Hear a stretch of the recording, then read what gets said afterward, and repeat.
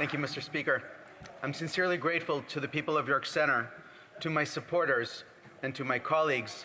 This is an honor of a lifetime. Thank you so much.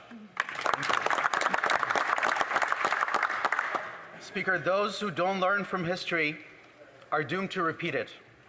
I rise in this House for my inaugural address with humility to share my unique story in the hope that I don't go back to the future. I clearly remember the communist Soviet Union. I lived there until I was age 9.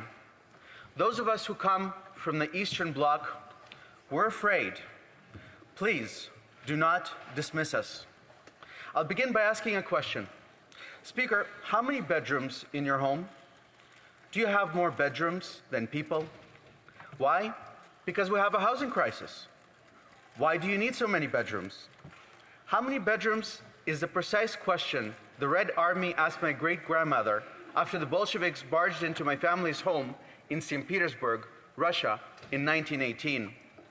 Turned out my family had too much house, so they settled in 2 more families. That was the hell that were communal apartments in Eastern Europe. And we already have a vacant house tax in Toronto. Some folks in Vancouver are talking about a vacant bedroom house, and we already ask how many bedrooms you have on the national census. So let me draw a scenario. An article in the Globe and Mail claimed that there is no version of reality where housing supply can meet the rising demand. No meeting demand.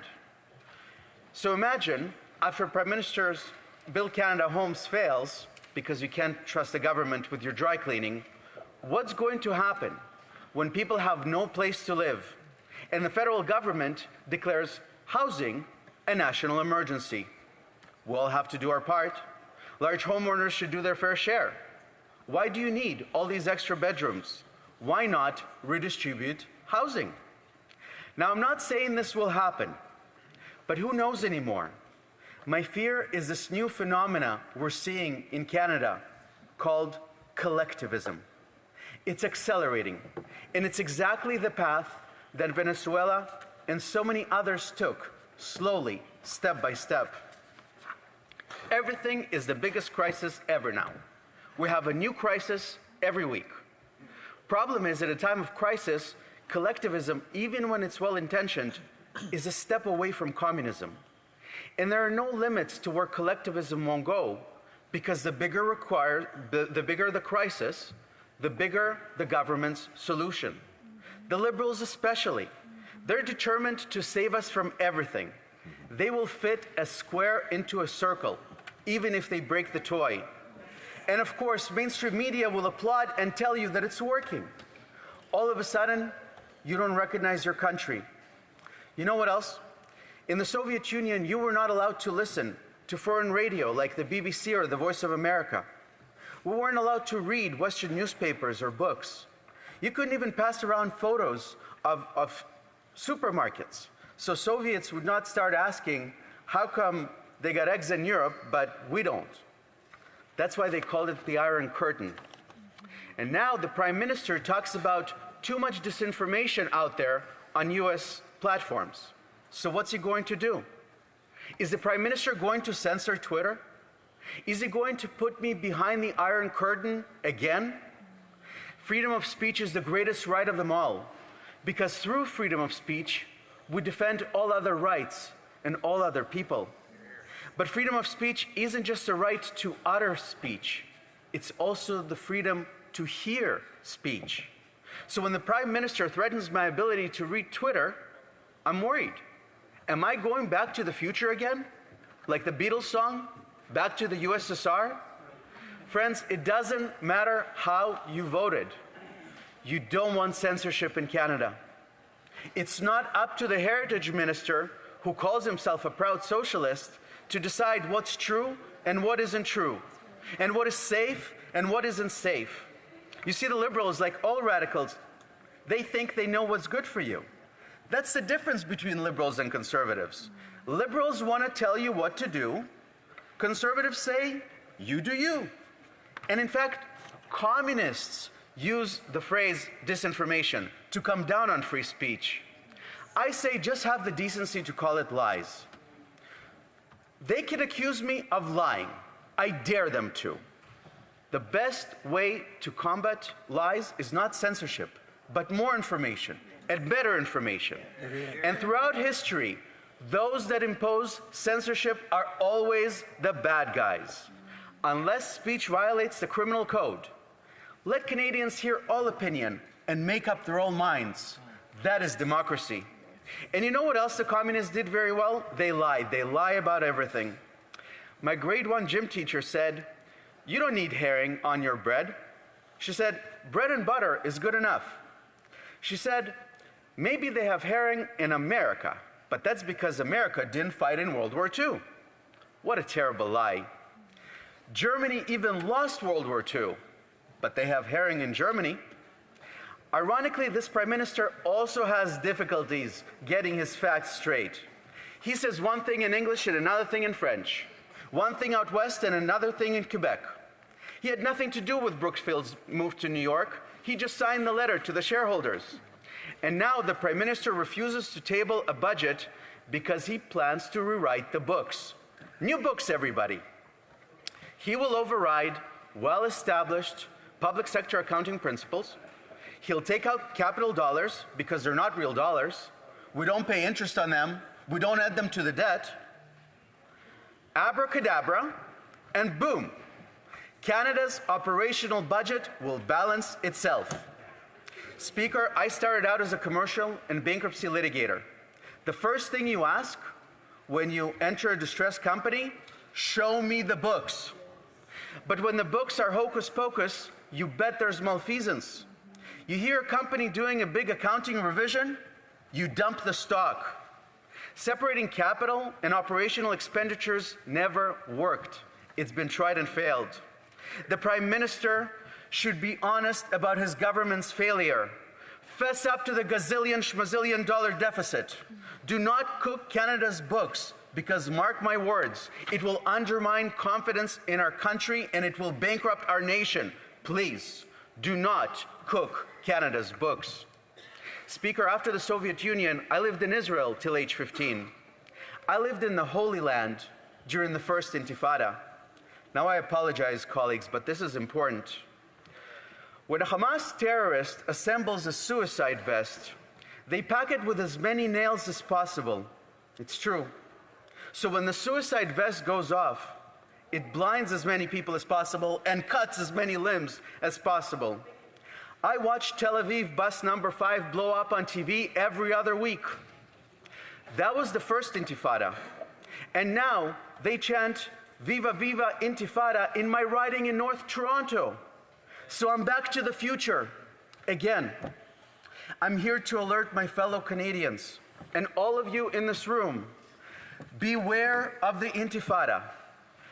Beware of jihad coming to Canada. There's no Zionist occupation in Syria, but more than 1 million people were killed in a civil war. In Yemen in the last decade, almost 500,000 people murdered. In Rwanda and Sudan, millions of Muslims murdered.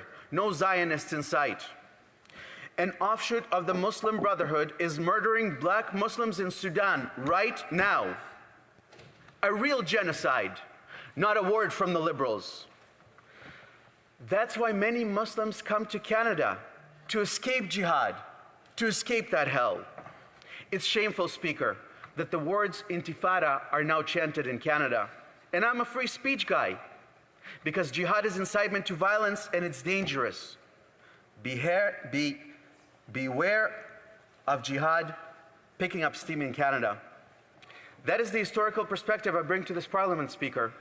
But wait, I have another historical perspective. It's Canada, because I'm Exhibit A for the Canadian Promise.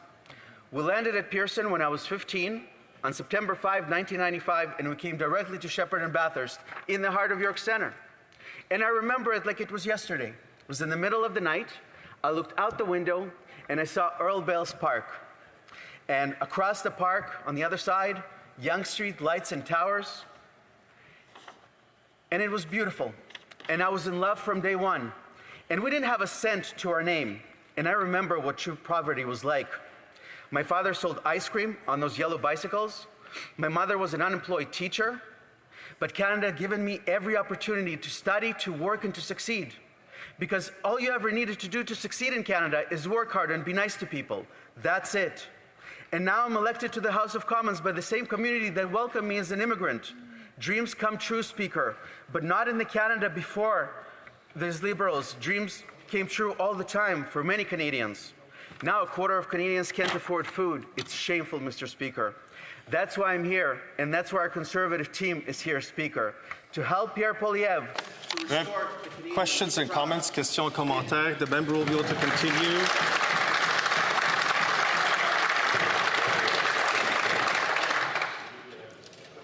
The member for Eglinton Lawrence. Great. Thank you, Mr. Speaker.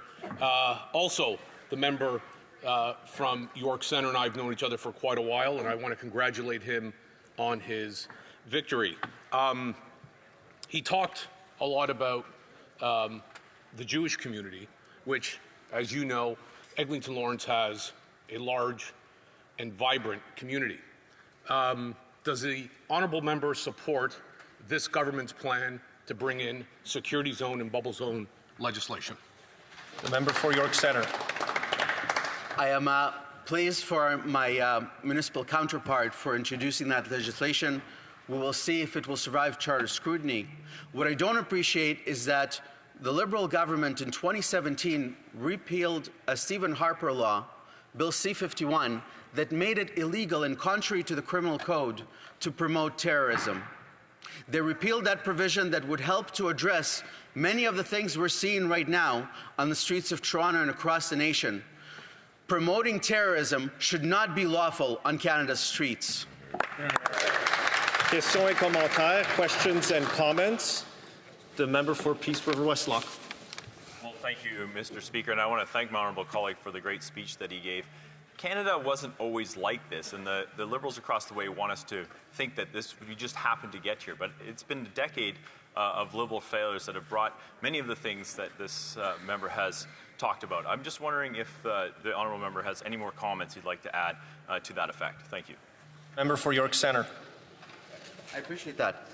As I was saying in my remarks, Speaker, all you had to do to succeed in Canada is work hard and be nice to people. If you did that, you'd be assured a pretty good standard of living. But after 10 years of this Liberal government, a quarter of Canadians are worried about affording food. Over 2 million people are using the food bank. It's shameful. That's why we were elected, my friends. That's why we're here. To help Pierre Poilievre restore the Canadian promise that it doesn't matter where you come from, you can afford food and live in a safe neighborhood. And it doesn't matter where you're from, dreams do come true because Canada is the best country in the world. Questions et commentaires. Le député pour Repentigny. Monsieur le Président, j'aimerais savoir. Thank you, Mr. Speaker. We've heard a lot about the costs of living, economic issues, so I'd like to know my honourable colleague's position on the $3.7 billion electioneering baubles that this Liberal government handed out during the campaign and that ended up costing Quebecers $800 million. But they didn't get the check. This was supposed to be carbon tax compensation, even though it had been abolished. Does my colleague agree that Quebecers should get that $800 million that they, after all, had paid for and that went elsewhere in Canada? I agree that all Canadians should get back as much of their own money as possible. And right now, this Liberal government is offering a $240 tax cut roughly per person. That's $20 a month. That's nothing. It's breadcrumbs.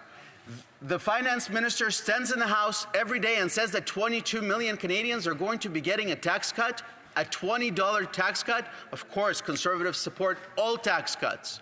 But we urge this government to do more because all across Canada, including Quebec, Canadians cannot afford this government anymore. We need more tax relief for all Canadians. Questions and comments. The member for Vancouver East. Thank you very much, Mr. Speaker. Judging from that speech, I guess it explains the member's position and how Pierre Poilievre actually called community housing, co-op housing, as Soviet style of housing. I get that because anything to do with supporting the community on the whole, according to the member's speech, it seems that he's alleging that that's communism. So now he says he supports tax cuts. So let me ask him this question, Mr. Speaker. The craft brewery community and distilleries are hit with an unfair excise tax. And in fact, it is one that should be changed. So my question to the member is, would he actually support changing the excise tax, the tax rate, so that Canadian domestic craft brewers and distillers would not have to pay the same rate as the two largest foreign and owned businesses here in Canada operating in the industry? Member for York Centre, 20 seconds or less. Speaker, I will always support all tax cuts, as I'm sure all of my friends will on this side of the House. And shame on the Liberal government during the worst crisis of affordability in our nation's history, actually increasing the alcohol tax. Conservatives and myself are in favor of all tax cut, and I would not exclude the excise tax as well.